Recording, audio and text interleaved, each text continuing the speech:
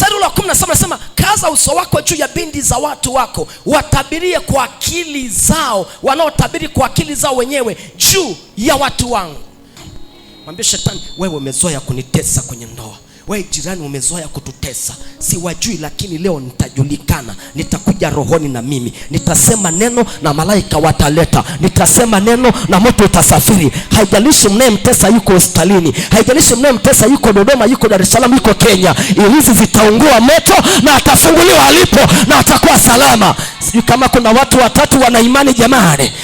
Kama mtu anakuzoea, anakuingizia miguu, alafu unamgeukia, unamwambia wewe, unanijua kweli? Kuanzia leo mazoea.com. Nataka leo unawe kaza sura yako juu ya wanaokutesa. Waambie mazoea.com, ukinitazama tena ona kama umeona kituo cha polisi. Nataka nitamke, kila pepo litakufa, kila aliyeandikiwa kufa hatakufa. Anayepangwa afa hatakufa. Mtoto anayepangiwa afa hatakufa. Mama anayepangiwa afa hatakufa. Mama wake anayepangiwa afa hatakufa. Wametega irizi zao wavune roho za watu. Nimekuja nitumie damu ya Yesu ili tuvune roho za watu zimtumikie jemedari wa vita. Sema basi amina, sema amina. Saidia kumtengisha mwenzako, mwambie kila irizi na waka moto leo. Kama viko viunoni, yeyote anayetumia irizi kunitesa, popote alipo, irizi wake moto kiunoni. Una imani? Una imani? Kama Mungu alizungumza mwenyewe kwenye neno hili, na neno la Mungu alianguki, hata nyakati hizi wapo. Sema amen. Sasa ngoja nikufafanulie. Irizi ni kitu chochote ambacho kinawekwa wakifu. Kinapowekwa wakifu, inategemea inawekwa wakifu kwa ajili ya kitu gani. Inapowekwa wakifu, inawekwa wakifu kwa mapepo. Kwa mfano, mtu anaweza akafungiwa kitambaa, akaambiwa kitambaa kitakuwa kinakulinda. Mtu anaweza akapewa kitambaa chochote, hata njifu. Unasikia kuna watu wanatumia njifu kwa namna moja au nyingine. Anafungiwa, kumbe kwenye ile njifu ina maagano ya mapepo. Kwa hiyo kile kitambaa sio kitambaa kama kitambaa, kinafanya kazi maalum.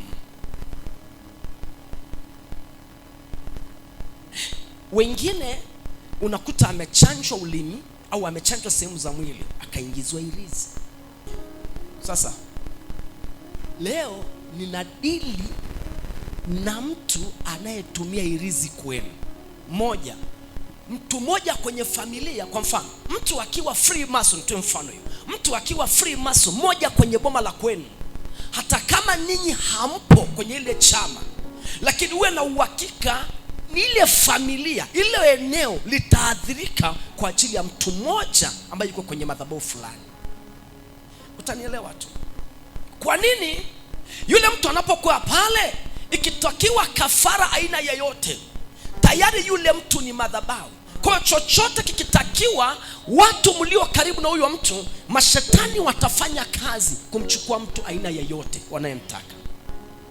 Kwa yule mtu anakuwa chambo. Irizi yake ikipumua, ngoja, hujawahi kuona mtu anatumia kafara, ikifika wakati labda anaua watu, kuna wakati itafika ataambiwa kafara inatakiwa, na asipotoa haraka anaweza akafa yeye. Wakati mwingine anaweza kaambiwa toa mtu yeyote, toa mama yote, vitu kama vile. Kwa hiyo unakuta kwenye familia, kama kuna mtu mmoja ana madhabahu hizi, anamwakilisha shetani kwa namna hii, uwe na uhakika watu wa lile eneo hakuna atakayeinuka.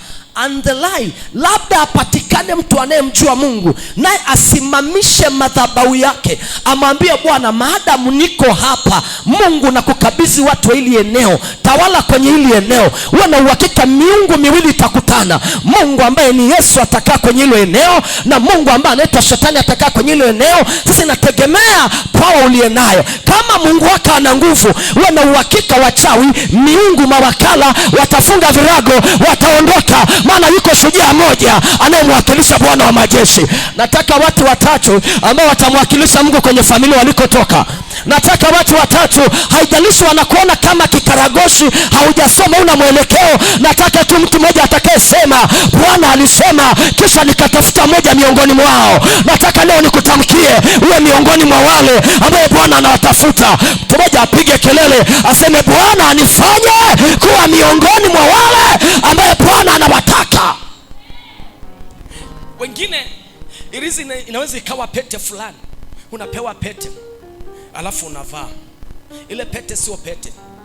Ukifanya hivi inategemea. Kuna mwingine akipewa pete akifanya hivi mambo yake yanaenda. Biblia inasema, tusome kitabu kile cha Ezekieli hiyo. Ezekieli hiyo 17:13 mstari ule wa 18. Mtu mmoja anisomee kwenye kwa sauti au nisome tu kwa kuokoa muda. Kitabu cha Ezekieli 13 mstari ule wa 16, 18 mpaka 19. Anasema hivi. Useme Bwana Mungu asema hivi, wale wao wanawake wale washonao irizi. Kumbe irizi inashonwa. Sema inashonwa. Sema inashonwa. Washonao irizi katika viungo vyote vya mikono, wawekao lezo juu ya vichwa vya kila kimo. Lezo ni vitambaa. Hebu sema vitambaa. Vinawekwa mahali, vinafungwa mahali. Vikifungwa tayari umefungwa. Na nikwambie mwanangu, sio wewe tu ni mbaya ukitumia irizi, ila hata jirani yake akitumia kwako ina madhara. Ni sawa na mtu anayefuga nyoka, siku nyoka akitoka anawang'ata wote. Kwa hiyo kama kuna mchawi kwenye eneo uliopo, mfagie leo. Kama sikika kweli, mfagie leo. Kwani Biblia inasema ametufanya kuwa rungu na silaha zake za nini jamani? Za vita. Alafu anasema kwangu mimi atamvunja Mwashuru na Mkanani. Kwangu mimi atamvunja mwanamke mchawi na mwanaume mchawi. Kwangu mimi hata mtoto atavunja. Nataka nikutamkie kupitia wewe, wachawi watavunjwa, madhabahu zitavunjwa. Angalia mtu amekaa hata magonjwa yatavunjwa, pressure itavunjwa, HIV sukari itavunjwa, vikundi vya maji vitavunjwa. Naongea na mashujaa 7 ambao wanasema tunapokea jungu, tunapokea panga. Hakuna atakaishi kwenye eneo niliopo. Nataka tuungane mwanangu, kama kanisa likisimama na ukatambua siri, tukasimama kwa nia moja, tukania mamoja. Yani wewe umetoka Afrika Kusini, wewe umetoka Kenya, wewe umetoka Ikushi, wewe umetoka Roshkito, wewe umetoka sijui wapi, tukaunganisha imani zetu, tukaunganisha maombi yetu, tukawa kitu kimoja. Haijalishi kwamba umetoka wapi, tunakuwa na nia moja, tunakuwa ndugu katika Kristo. Wewe na uhakika tukiunganisha imani zetu, ukitoka baadaye anayetoka si wewe, huyu akitoka anayetoka si yeye, huyu akitoka anayetoka sio yeye. Popote unapokanyaga mbingu inakanyaga, popote unakopita mbingu inapita. Nataka tukashusha ufalme wa Baba, tukawekeze kwenye anga uliopo.